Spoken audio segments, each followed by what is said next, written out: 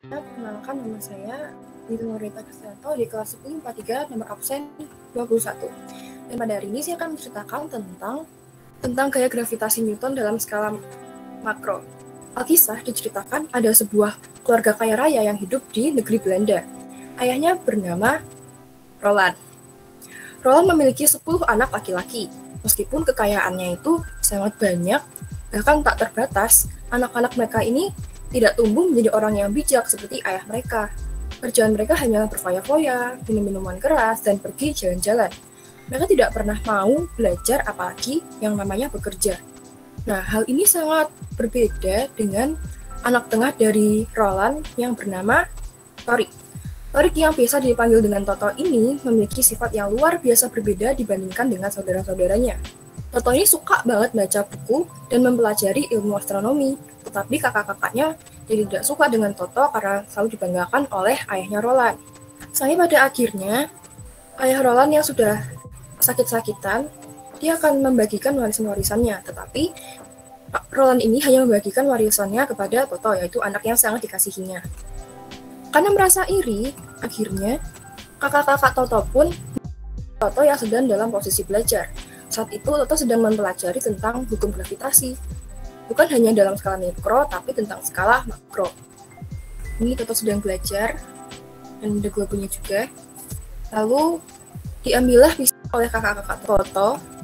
Ini adalah meja Toto ketika Toto sedang oleh kakak-kakaknya. Dan seperti yang bisa kita lihat pada poster yang telah saya buat, ini adalah poster gaya gravitasi Newton dalam skala makro, seperti yang telah dipelajari oleh mendiang Toto. Jadi, gravitasi ini adalah interaksi tarik-menarik antar benda yang ada dalam alam semesta karena memiliki massa. Ini adalah persamaan gravitasinya, dan juga dirangkum dari sumber belajar dari yang dipelajari oleh Toto. Ada 3 jenis gravitasi yang umum diketahui oleh kita, yaitu adalah gravitasi matahari, bulan, dan juga gravitasi bumi. Jadi gravitasi matahari itu adalah sebesar 274 meter per second kuadrat. Dengan gaya sebesar ini, planet-planet di sekitar matahari berputar pada porosnya, yaitu rotasi. Gaya gravitasi matahari membuat planet-planet termasuk bumi tetap berada pada orbitnya masing-masing. Dan planet tersebut berputar mengelilingi matahari sesuai orbitnya yang disebut dengan revolusi.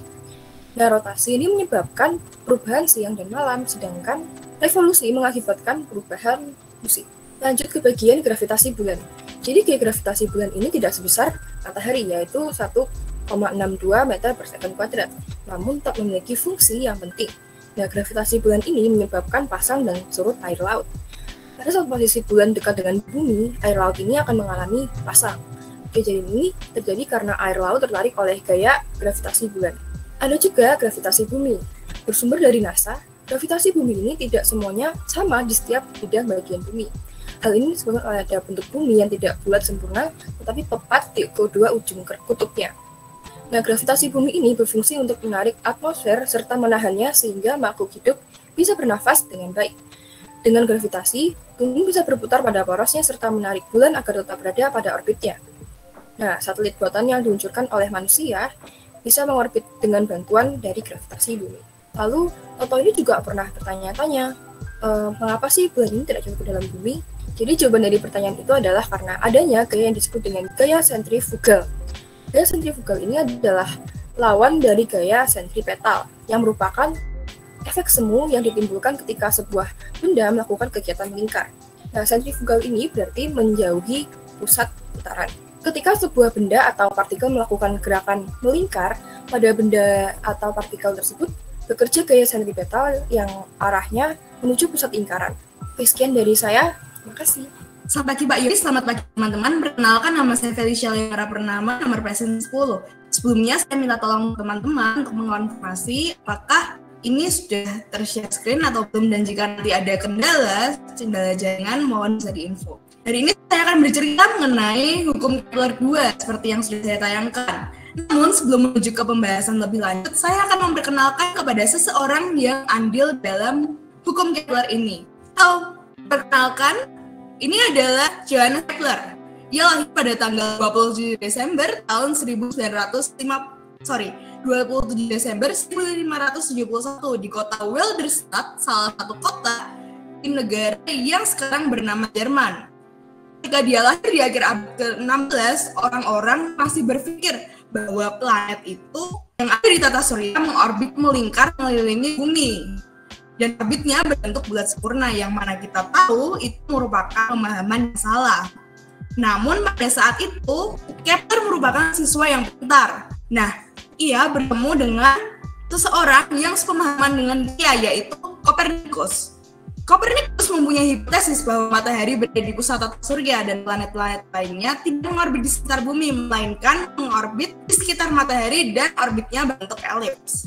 Pada tahun 1609, ia menerbitkan Astronomia Nova yang memuat dua hukum gerakan planet utamanya, yaitu hukum Kepler 1 dan juga hukum Kepler 2. Teori yang pertama mengenai gerak edar planet, hukum Kepler, menyatakan bahwa lintasan orbit planet terhadap matahari berbentuk oval atau elips.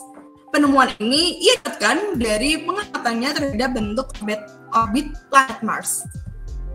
Nah, sepertinya teman-teman kebanyakan udah bosen nih, dan mungkin beberapa dari kalian ada yang tidur.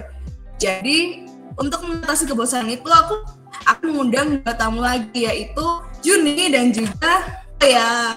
Nah, kita akan bertanya-tanya lebih lanjut bersama Juni dan juga Koya. Juni, Koya, sapa dulu yuk teman-teman. Halo teman-teman, halo Ayori, perkenalkan. Nama aku Juni, nama aku Koya. Nah, sebelum itu, aku akan membacakan mengenai bunyi hukum Kepler 2. Di hukum Kepler 2 menyatakan bahwa setiap planet bergerak sedemikian sehingga suatu garis kail yang ditarik dari matahari ke planet tersebut mencakup daerah dengan luas yang sama dalam waktu yang sama. Di sini kita akan menggarisbawahi luas yang sama dan waktu yang sama. Loh, kok bisa ya? Padahal orbitnya elips, terus jaraknya berbeda, ada yang dekat dengan matahari, ada yang jauh dari matahari juga. Kok bisa sih luasnya sama dan juga ditempuh dalam waktu yang sama? Oke, sebelum kita bahas, aku bakal tanya ke Jubi dan juga Koya. Halo Jubi. Halo. Nah, kamu ngerti nggak sih aphelion itu apa? Apa ya? Kira-kira teman-teman ada yang tahu nggak? Nah, sebelum itu aku bakal tanya dengan Juni. Oke Juni, aphelion itu apa sih? Oke, halo semua. Jadi, aphelion itu adalah titik terjauh dari matahari. Nah, betul banget. Hubungannya apa? Ketika planet bergerak mendekati aphelion atau titik terjauh dari bumi, kecepatan orbit planet lebih lambat. Oke, itu mengenai aphelion. Terus, Koya, halo, Koya. Wah, Koyanya tidur. Mungkin kayak teman-teman di sini ada yang tidur, jangan-jangan. Nah, aku bakal tanya-tanya Koya. Halo Koya. Halo. Oke. Halo Koya. Kok kamu masih tidur sih kayak teman-teman yang ada di kelas? Oke deh. Koya. Iya apa? Tadi apa ya penjelasannya? Ya, tadi ketiduran, jadinya nggak tahu. Oke deh, aku bakal lanjut deh. Karena kamu ketiduran, jadi aku bakal tanya sesuatu nih kamu. Kira-kira perihelion apa ya? Perihelion apa itu ya? Oke. Apa tahu nggak Koya?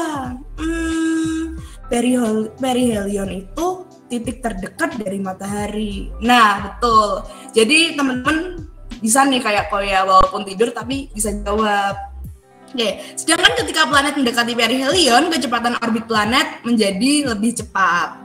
Nah, dari sini dapat disimpulkan jika kecepatan orbit maksimum planet dicapai ketika planet berada di titik perihelion dan kecepatan minimumnya dicapai ketika berada di titik aphelion. Oleh karena itu, luas dari titik A ke titik B dan luas dari titik C ke titik D mempunyai luas yang sama dan juga ditempuh dalam waktu yang sama. Sedikit intermezzo, dengan adanya hukum Kepler ini memunculkan keyakinan bahwa ada sebuah tenaga yang memungkinkan tatanan planet untuk terbentuk yang disebut dengan energi magnetik. Jadi, sekian yang dapat kami sampaikan. Mohon maaf jika ada kesalahan dalam penyampaian. Saya Feli, saya Juni, dan juga saya Koya. Pamit undur diri. Terima kasih atas perhatian teman-teman dan Pak Yori. Terima kasih. Dadah.